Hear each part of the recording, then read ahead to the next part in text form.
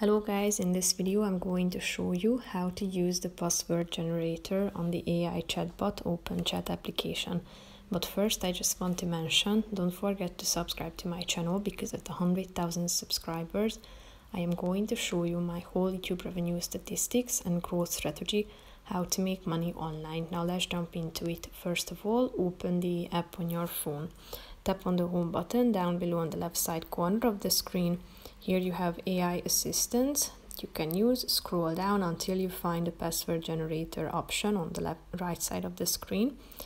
Here you can see the bar at the top of the page where you can type in the requirements concerning the password you would like to generate, such as in terms of length, capitalized letters, lowercase numbers, and special. So type in the requirements that